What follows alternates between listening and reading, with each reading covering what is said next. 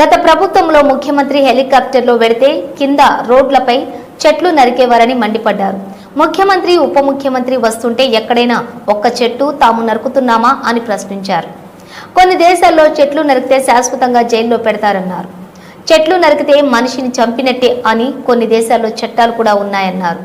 ఈ రోజు 1000 మంది విద్యార్థులతో మొక్కలు నాటే కార్యక్రమానికి శ్రీకారం చుట్టాం. ఈ రోజు మీరు చేసిన కార్యక్రమం అమరావతిలో ఒక చరిత్ర సృష్టించబోతుంది. ఈ రోజు ఒక్కరోజే మన మిత్రులు ఉప ముఖ్యమంత్రి గారు చెప్పినట్టు 1 కోటి చెట్లను నాటుతున్నాం. ఈ సంవత్సరం 5 కోట్ల మొక్కలు నాటబోతున్నాం. అయితే ఈ 5 కోట్లే కాకుండా 50% గ్రీన్ కవర్ ఈ రాష్ట్రంలో ఉండాలి. 50% గ్రీన్ కవర్ ఉంటే దానివల్ల ఇంపాక్ట్ ఏ విధంగా ఉంటుందో మనం అందరం కూడా ఆచరించి దేశానికే కాకుండా ప్రపంచానికే ఒక ఆదర్శంగా నిలవాల్సిన అవసరం ఉంది. 1972 నుంచి జూన్ 5వ తారీఖున ప్రపంచ పర్యావరణ దినోత్సవాన్ని ఐక్యరాజ్య సమితి ఆధ్వర్యంలో మనం జరుపుకుంటున్నాం. దీనికి కారణం మీరు చూస్తే ఈ సంవత్సరం ఒక థీమ్ ఇస్తారు.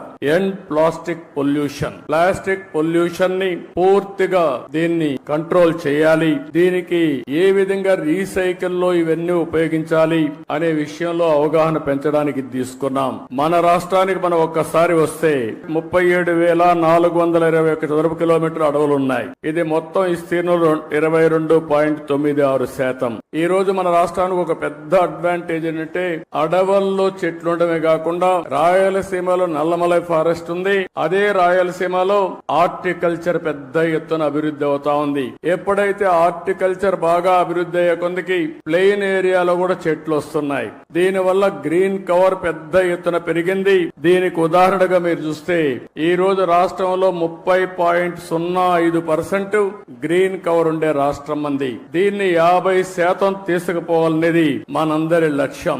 ఒకప్పుడు నేను 2 ఏళ్లు 3 ఏళ్లు చెట్లు కూడా ఉండేటివి. పెద్ద చెట్లు నాటేవాళ్ళం.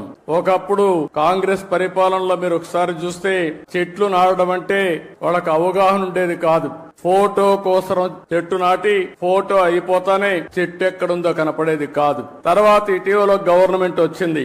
వాళ్ళకి చెట్లంటే తెలియని గవర్నమెంట్ అది. చెట్టు వల్ల ఉపయోగం తెలియదు. చెట్లు నరకడం తప్ప చెట్లు పెట్టనే గవర్నమెంట్ అది. ఎక్కడన్నా ముఖ్యమంత్రి హెలికాప్టర్ లో పోతా ఉంటే కింద నుండే చెట్లన్నీ ఎగిరిపోతాయి. ఈ రోజు నేను వస్తున్నా, మా ఉప ముఖ్యమంత్రి వస్తున్నాడు. ఎక్కడైనా ఒక్క చెట్టు నరుకుతున్నావా తమ్ముళ్ళు చెల్లెమ్మలు మీరే చెప్పమని మిమ్మల్ని అందరూ అడుగుతున్నా. చెట్లు పెంచడం బాధ్యత, చెట్లు నరకడం దుర్మార్గం. కొన్ని దేశాల్లో అయితే శాశ్వతంగా జైల్లో పెడతారు చెట్లు నరికితే. చెట్టు నరకాలంటే కూడా ప్రభుత్వ పర్మిషన్ ఇస్తే తప్ప చెట్టు నరకడానికి వీల్లేదు. చెట్టు నరికితే మనిషిని చంపినటువంటి నేరంగా చిత్రీకరించి వాళ్ళపైన యాక్షన్ తీసుకునే పరిస్థితి వస్తుంది.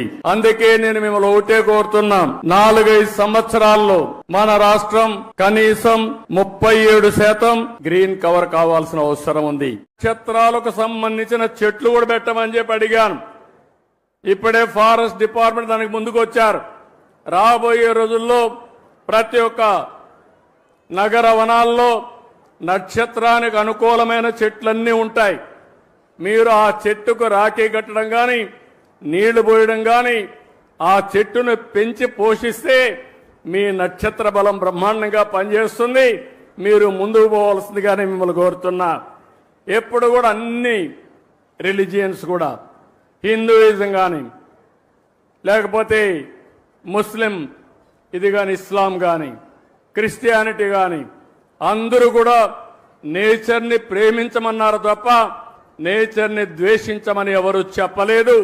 ఈ విషయం కూడా మీరు గుర్తుపెట్టుకోవాల్సిన అవసరం ఉంది. ఈరోజు ఇంకొక పక్కన అమరావతి. ఈరోజు ఒక మంచి కార్యక్రమానికి శ్రీకారం చుట్టాం.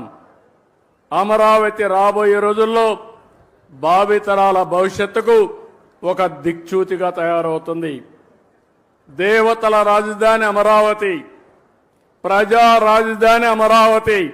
ఆ అమరావతిలో మనందరం ఉండడం మనందరి అదృష్టమని మరొక్కసారి మీ అందరికీ విజ్ఞప్తి చేస్తున్నా. ఈ అమరావతి భవిష్యత్తులో ఒక బ్రహ్మాండమైన సిటీగా తయారవుతుంది. అందులో కూడా మీరు చూస్తే బ్లూ సిటీగా, గ్రీన్ సిటీగా, ఒక సుందరమైన నగరంగా ఈ అమరావతిని ఏర్పాటు చేస్తామని మీ అందరికీ విజ్ఞప్తి చేస్తున్నాను. ఈ రోజు ఇక్కడ చెట్లు పెట్టాం. ఈ చెట్లయితే 16 రకాల చెట్లు ఈ రోజు ఇక్కడ పెట్టడం జరిగింది. మియావాకి జపాన్ గార్డెన్ ఇది. అది 3 సంవత్సరాలు మనం మెయింటైన్ చేస్తే తర్వాత మెయింటెనెన్స్ అవసరం లేదు, ఆటోమేటిక్ గా పెరుగుతుంది, బ్రహ్మాండంగా గ్రీనరీ వస్తుంది. ఇది ప్రపంచానికి ఒక ఆదర్శం. అలాంటి మియావాకి గార్డెన్లు ఇక్కడ పెడతాం. ఇది కాకుండా ఇదే సిటీలో కొన్ని దేశాల గార్డెన్స్ కూడా పెడతాం. ఒక పక్కన మీరు చూస్తే చైనీస్ గార్డెన్ కానీ, కొరియా గార్డెన్ కానీ, జపాన్ గార్డెన్ కానీ, ఇలాంటి వివిధ దేశాల్లో మంచి గార్డెన్స్ ఉంటే అవన్నీ తీసుకొచ్చి ఇక్కడ అభివృద్ధి చేసే పరిస్థితి తీసుకొస్తాం. దీనివల్ల చాలా వరకు ఉపయోగం వస్తుంది. పర్యాటక రంగం పెరిగే అవకాశం వస్తుంది. ఇంకొక విషయం మీ అందరికీ విజ్ఞప్తి చేస్తున్నాను. ఒకప్పుడు కరెంటు లేని పరిస్థితి, ఈ రోజు మనం ఇంటి దగ్గరనే కరెంటు ఉత్పత్తి చేసుకునే పరిస్థితి. దీనివల్ల పర్యావరణం పరిరక్షించబడుతుంది. నేను అందుకనే ఒక పాలసీ కూడా కేంద్రం తీసుకొస్తే దాన్ని అమలు చేస్తున్నాం. ఎస్సీలకు అందరికీ 2 కిలోవాట్లు అంటే 240 మెగావాట్లు కరెంటు ఉచితంగా ఏర్పాటు చేసుకోవడానికి ఏర్పాటు చేస్తాం. వాళ్ళ కరెంటు మిగిలితే గ్రిడ్కి ఇవ్వచ్చు, వాళ్ళ కరెంట్ అవసరమైతే తిరిగి తీసుకోవచ్చు. వాళ్ళు ఉపయోగించుకున్న దానికంటే ఎక్కువ కరెంట్ ఉత్పత్తి అయితే డబ్బులు ఇచ్చే ఏర్పాటు కూడా చేస్తాం. వెనుకబడిన వర్గాలకి దగ్గర 98,000 రూపాయలు సబ్సిడీ ఇస్తాం. 3 కిలోవాట్లు పెట్టుకోవచ్చు. ఆ తర్వాత కరెంటు ఛార్జీలు కట్టే పరిస్థితి ఉండదు. అలాంటి వినూత్నమైన కార్యక్రమాలకు శ్రీకారం చుట్టాం.